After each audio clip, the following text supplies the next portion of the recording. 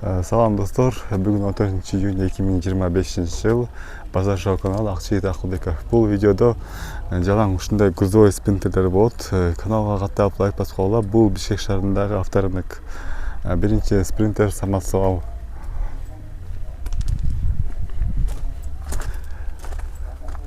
Жылы 2009, объем 2.2, басы $21.300.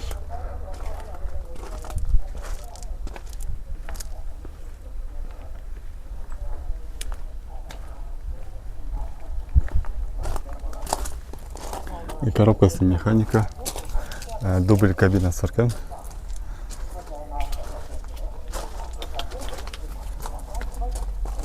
Двускатный самосвал.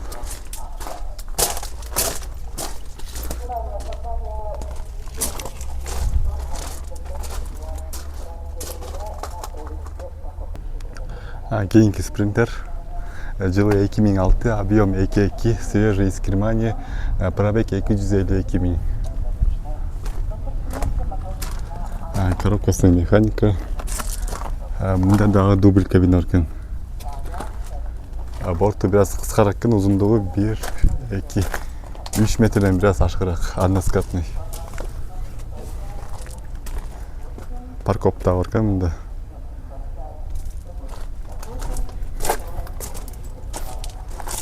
Односкатный экен. Дагы бир басы арзаныраак спринтер.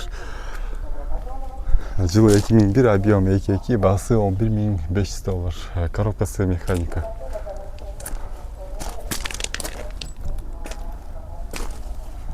Дубль кабина, односкатный.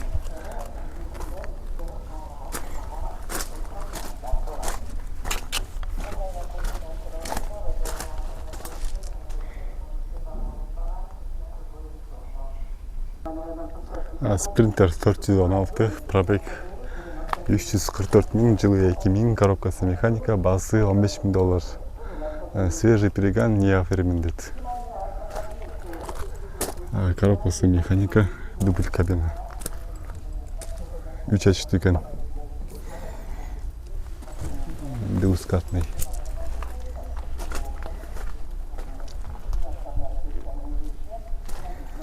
Каналга каттап сөзсүрөп лайк басканды унутпагыла. Ичин көрөсүңөрбү?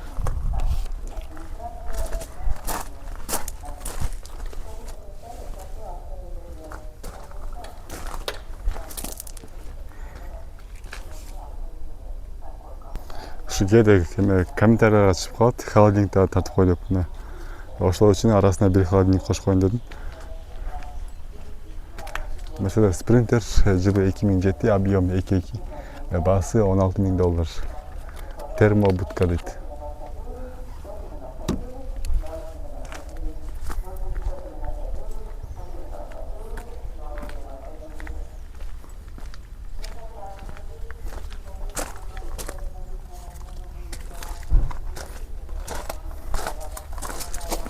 Двускатный.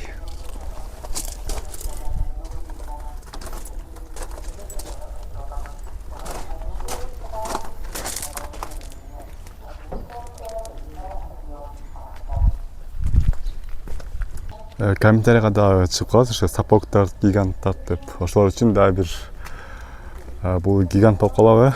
Гигант. Жылы 93, объем 2.9, один хозяин, басы $7.900. Учет Кыргызстан. Кыргызстанда жүргөн местныйды машина болуш керек. Мында да дубль кабина бар. Односкатный.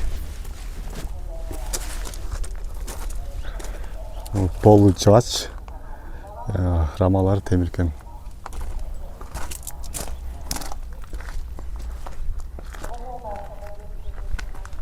Басы $7.900. 3 ачыктуу экен бул. Запаскасы да бар экен.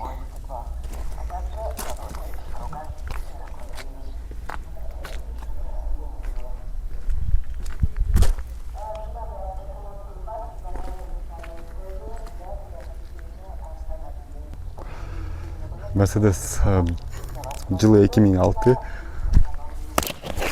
бағасы $13.000, объем 2.2, дубль кабинасы бар екен, мындай двускатный. Каналға тапсырыстыққа байпас қонып болады. Бүгін 14 июнь 2025 жылы Бишкек шаарындағы авторынок. Кейінгі спринтер жылы 2008, объем 2.2, дизель, коробкасы механика, бағасы $16.000. Германиядан жаңы келіп тұр. Односкатный.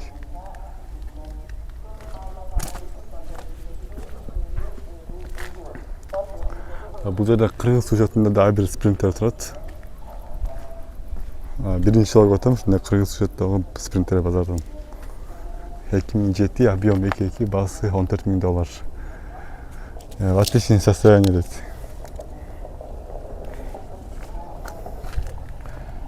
Коробкасы механика, дубль кабинасы бар екен. Односкатный. Жаңағы шуның онда үстінде нарашкасы да бар екен.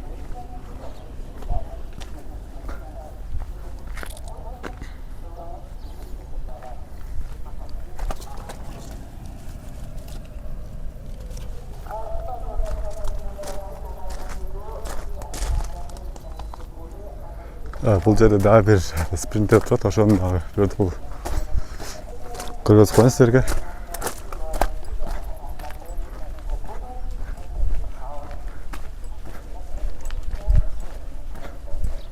Мына бұл көк түстегі спринтер.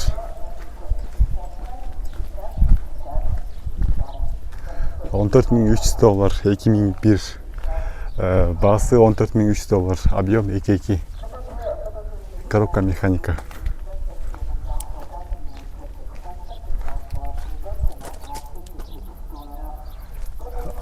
Двускатный.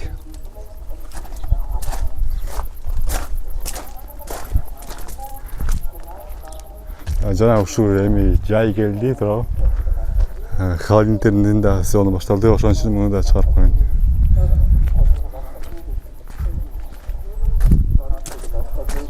Бул жерде артынан да ачылат экен, жана бул жерден да ачылат. Коробка механика, двускатный.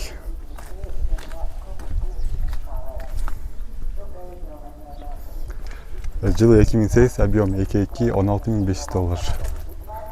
Бұл жерінде эшиги жок экен, ошондо эки жеринен ачылат экен. Кийинки спринтер. $13.500, 2.7, 2004. Объем 2.7, коробкасы механика. Каналға тапсырса байпас қонып бала. Дубль кабинасы бар екен.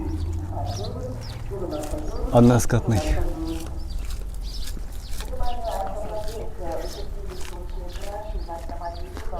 Жаңа бұл жерде дағы бір спринтер тұрады, басы жазылған. Борттың ауалы үшіндей.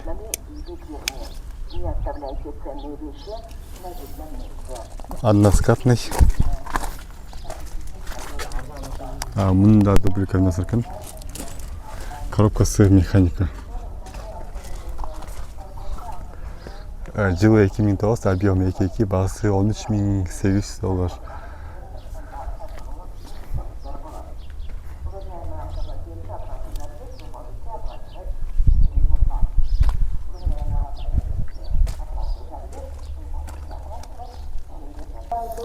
Mercedes Sprinter 651 дейт. Жылы 2011, объем 2.2, бағасы $15.000. Пробег 2005. Коробкасы механика.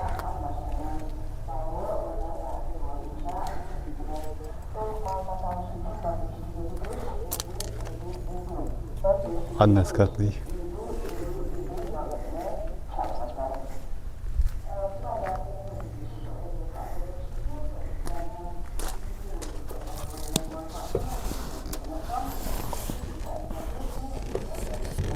Борттун ичи ушундай болду.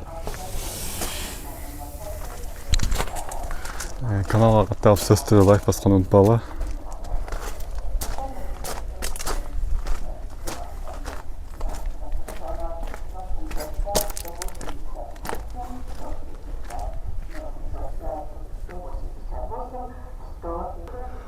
Sprinter 416, жылы 2000, объем 2.7, баасы $15,000. Расход 7.12, свежий перегон не оформлен дейт.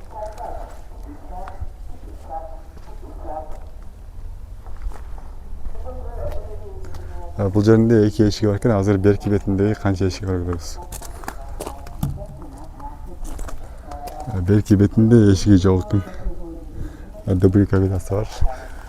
Двускатный.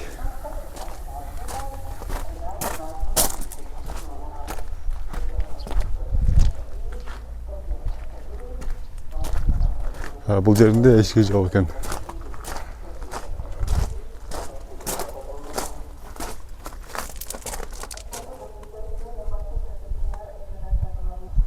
Жана ушу видеонун аягында могу холодильниктерди ачарып коеюн деп чечтим.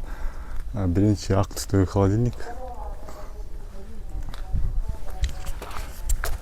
Sprinter 518, жылы 2007, объем 3, коробкасы автомат. Холодильник термо дейт, кондиционер иштейт экен кыскасы. Баасы жазылып эмес экен баасы. Бирок номерлар бар, өзүңүз чалып көрсөңүз болот. Кийинки Sprinter 2004, объем 2.2, баасы $13,000 без вложения. Расход 8 $13,000.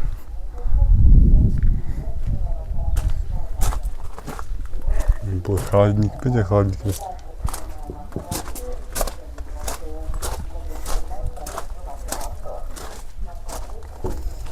Холодильник окшойт бул эле. Арты ушундай. Кийинки Sprinter, бул жерде дагы бир Sprinter бар экен, баасы жазылган. Баасы $16,800, жылы 2008, объем 2.2, дизель, в отличном состоянии, свежий из Европы дейт, дубль кабина, 7 места. Бортовой, 7-местный порт. База сиденья дейт, растаможен не оформлен. Коробкасы механика. Односкатный, дубль кабинасы менен 7 орунду. Водитель менен чогуу 7 киши барат экен бул жерге. Борттун абалы ушундай абалда.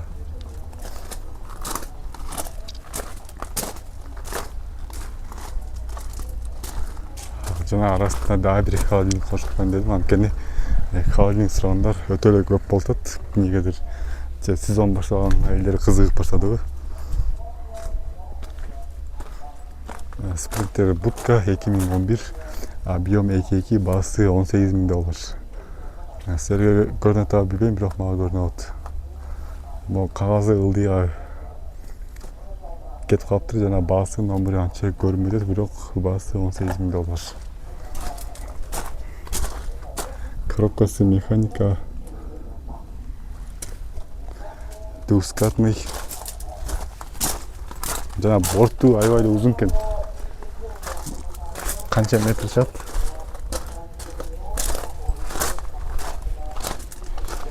Beş metreden biraz aşağırak eкен борттун узундугу. Могул жерлерден ашат да.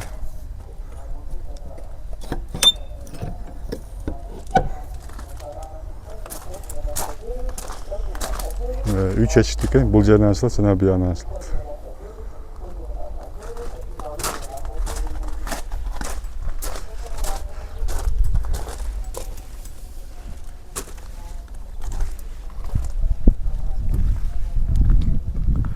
Кийинки холодильник, каналга каттап сөзсүз лайк басканды унутпагыла. Кийинки холодильник.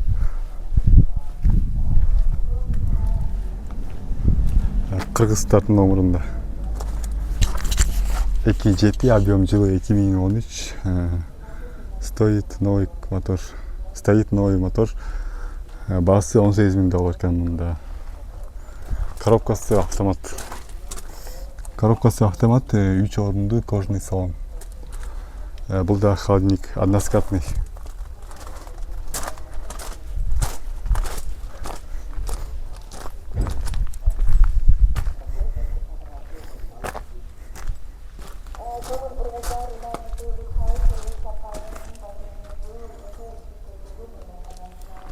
Кейінгі спринтерлерді қайра орнатамыз енді.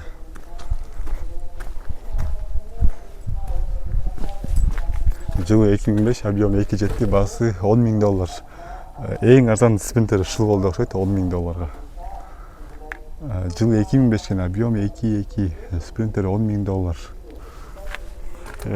Германияның учетында екен. Бірақ шындығында базар бойынша ушул видеода ең арзан спринтер шыл болды оқшайды.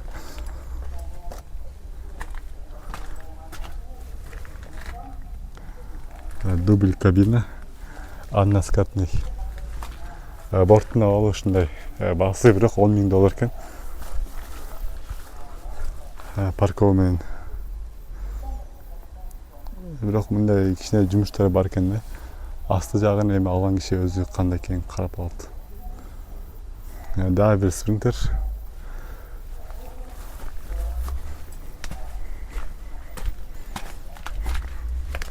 Дубль кабина, коробкасы механика, односкатный.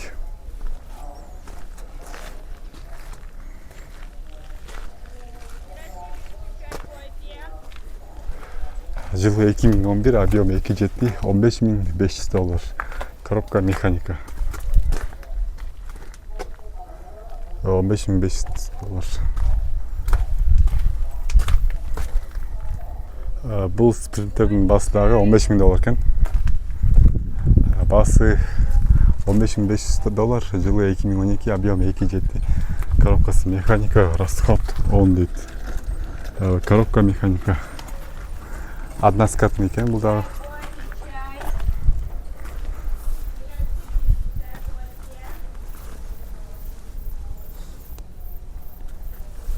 Кейінгі спринтер бұл жерде.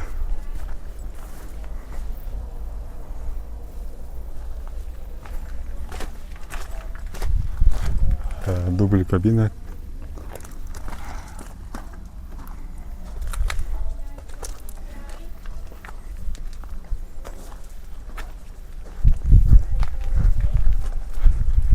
Неміс дейді, басы жазылмас екен, жылы 2003, объем 2. Бұл жерде ушу акыркы видеода холодильник.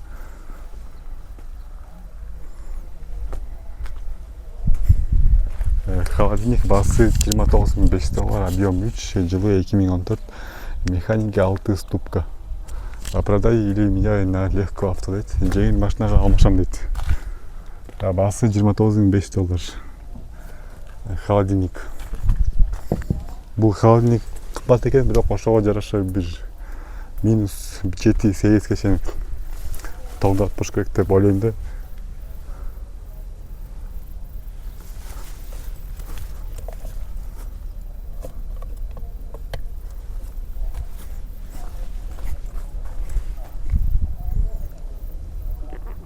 Двускатный.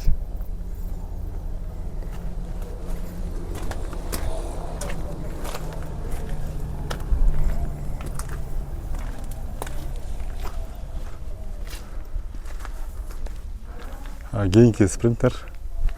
Состояниесі аябай жакшы экен. Дубль кабина.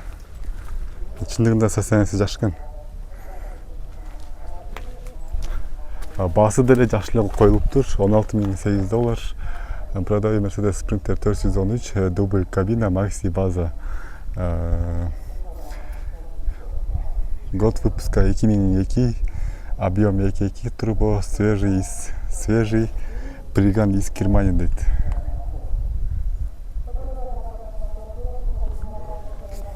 Цена $16.800. Дубль кабины.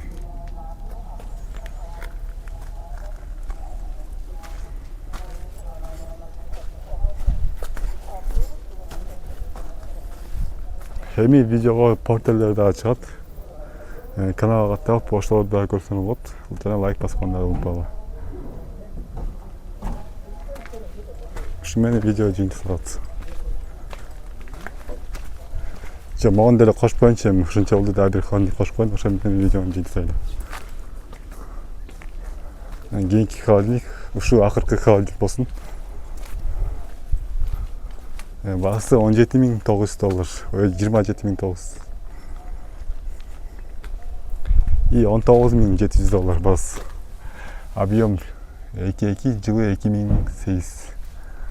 2008 жылкы $19.700. Объем 2.2 холодильник. Учет башка өлкөнүкү.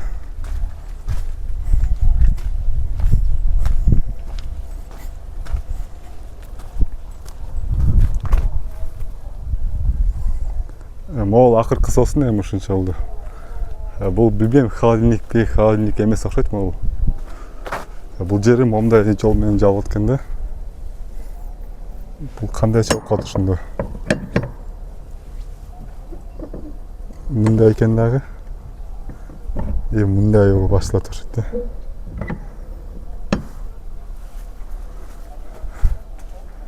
Эгерде видеону ушунча аягына чейин көрсөңөр, анда сөзсүз түрдө лайк басып койгула, жана каналга катталып койгула.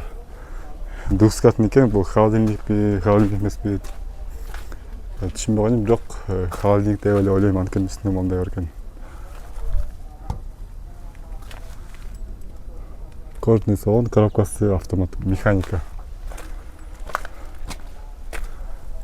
$21.000. $21.000. Пробег 250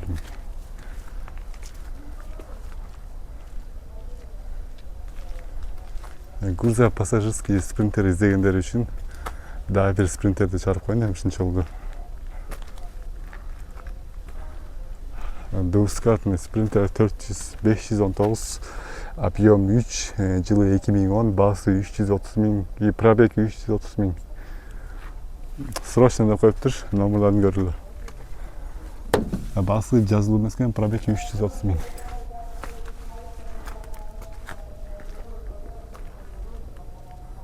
Ушу менен видеону жыйынтыктайлы.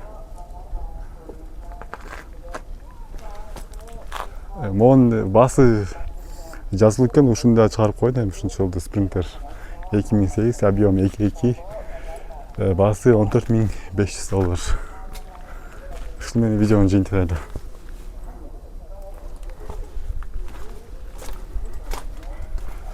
Дубль кабинасы жок, жөнөкөй эле спринтер, коробкасы механика, канча ступка билбейм. 5 эле окшойт. Односкатный.